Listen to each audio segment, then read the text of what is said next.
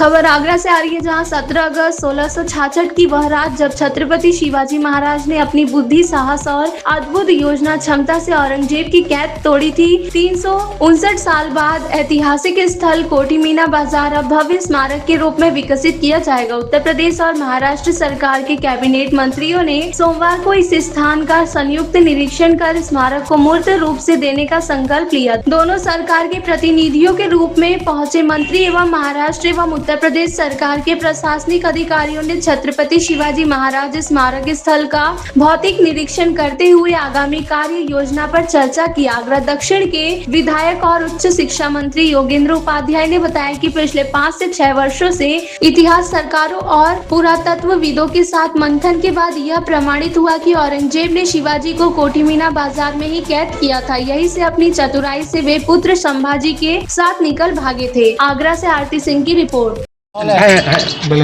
हम सभी जानते हैं कि आगरा में औरंगजेब ने छल कपट से अपने छत्रपति शिवाजी महाराज को बंदी बनाया था और बंदी बनाकर उसके बंदी गृह से किस अपने रणनीतिक कौशल से, बुद्धि चातुर्य से, योजना बनाने की विलक्षण क्षमता से और योजना बनाना ही नहीं उसे क्रियान्वयन कर ले जाने की अद्भुत प्रतिभा का परिचय देते हुए वो यहाँ से निकले थे। वो एक इतिहास का स्वर्णिम पृष्ठ है, लेकिन अफसोस कि उनके यहाँ पर कोई स्मारक नहीं था। इस विषय पर मेरी अपने सह संचालक कार्यवाह डॉक्टर कृष्ण गोपाल जी से बात हुई थी। तब उन्होंने कहा उस कोठी को खोजो। तो हमने कुछ इतिहासकारों के, पुरातत्वविदों के साथ मिलकर एक शोध किया, बहुत मेहनत की, तब जाके मालूम पड़ा कि वो स्थान मिर्जा राजा जय सिंह के बेटे राम सिंह की कोठी ये है। यहाँ पर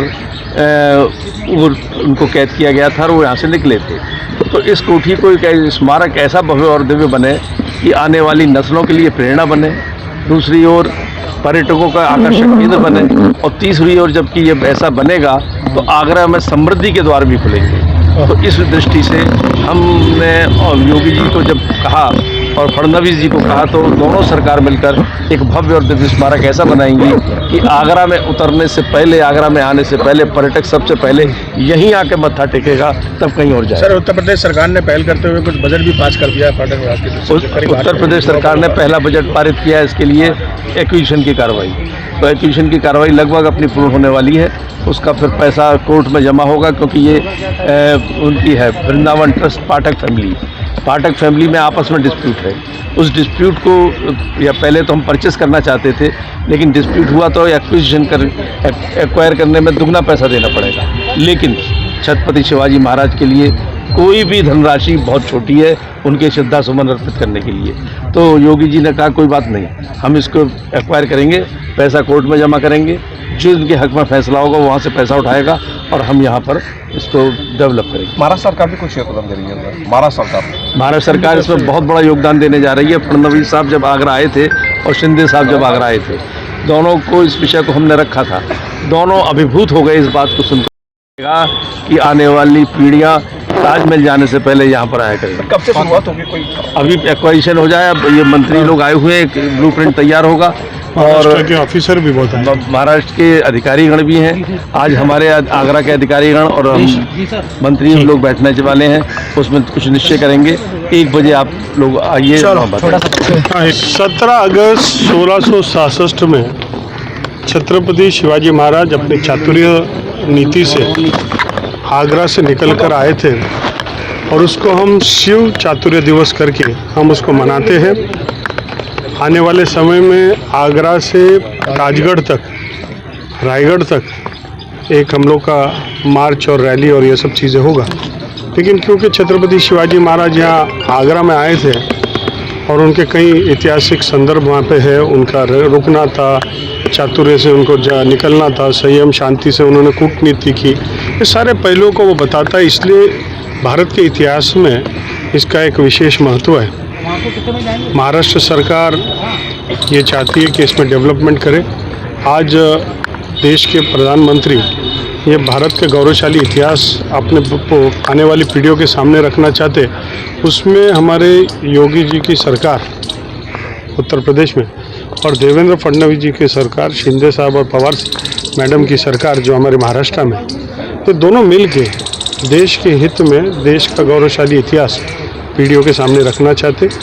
आज हमको आनंद है कि यहाँ के जो विधायक और मंत्री श्री योगेंद्र उपाध्याय जी है, ये भी इतिहास के जानकार है और महाराष्ट्र और यूपी के साझेदारी से यहाँ पे एक बहुत बड़ा स्मारक हम लोग खड़ा करने जा रहे हैं। इसीलिए महाराष्ट्र सरकार ने मुझे, जय कुमार रावल, मैं प्रोटोकॉल मंत्री एग्रो मार्केटिंग हूँ, मुझे मुख्य संयोजक के इसमें रूप में उन्होंने GR निकाला है और साथ ही में हमारे भरत सेठ गोगावले, जिनके क्षेत्र में रायगढ़ है जो शिवाजी महाराज की राजधानी, उनको मुख्यमंत्री ने यहाँ डिप्यूट किया है। आगरा के हमारे लोकप्रिय विधायक और मंत्री योगेंद्र उपाध्याय जी, इन्होंने काफ़ी यहाँ पे जानकारी जुटा के सब चीज़ों को यहाँ पे ये किया है और हम दोनों मिलके, दोनों सरकार मिलके राष्ट्र हित में एक बड़ा स्मारक हम लोग निर्माण करने जा रहे हैं। छत्रपति शिवाजी महाराज के अलग अलग पहलुओं का इसमें माध्यम से हम दिखाएंगे। तो अगर कोई आगरा के एयरपोर्ट पे उतरेगा तो बोलेगा कि पहले हमको शिव स्मारक लेके जाओ, बाद में हमको बाकी चीज़ें दिखाओ। तो इस प्रकार का सब हम लोग का प्लानिंग है। इसमें हम लोग डिटेल में जा रहे, कुछ अभ्यासक लोगों को भी बोला है, बहुत सारी राय होती है, सबका राय सुनना है, सब चीज़ें करना है और यहाँ पे एक भव्य स्मारक कैसे बने इसके लिए हम लोग कोशिश कर रहे हैं और उपाध्याय जी के माध्यम से, उनके सलाह से, उनकी मदद से हम लोग आगे बढ़ने वाले हैं। अभी आज 17 अगस्त 1666 है, बहुत खुशी का दिन है और इस खुशी के मौके पर महाराष्ट्र के 2 कैबिनेट मंत्री MTDC के सभी आए हैं और अभी कोठी मीना बाजार का भी मुआयना हुआ है। जल्द से जल्द शायद आज ही डिक्लेयर हो सकता है, 1-2 दिन में प्रोग्राम डिक्लेयर हो सकता है कि ये कितना करोड़ से कितना लागत लगा के कितने एकड़ में ये बनने वाले, कितना बीघा में, ये अभी तक जल्द से जल्द हो जाएगा। इसका आज एक श्री गणेश हो गए। सर, आज निरीक्षण किया, क्या कुछ पाया ये बताइए। आज अभी जो इधर मीना कोठी के इधर अपन लोग आए हैं, यहाँ हम लोग छत्रपति शिवाजी महाराज का जो भव्य दिव्य स्मारक बनाने जा रहे हैं। अभी हमने दोनों मंत्रीगण ने आपको कह दिया है, हम तो रायगढ़ से आए जिधर छत्रपति शिवाजी महाराज जिन्होंने राजधानी में उधर स्वतंत्रता स्थापन किया और उधर राज्याभिषेक भी उधर ही किया और समाधि भी उनका उधर ही है। तो मैं बहुत खुश हूँ कि ये आगरा के इधर जो हमारे राजा युक्ति से निकल गए और वापस महाराष्ट्र में पहुँच के उन्होंने बता दिया कि हम लोग हिंदुओं के राजा कैसे होते हैं। तो इसलिए हिंदुओं के राजा का स्मारक भी वैसा वो हिसाब से होना चाहिए।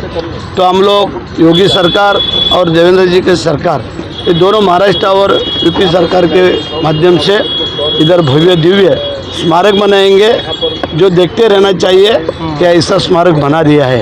इसलिए हम लोग उनको समाधान कर रहे हैं हम।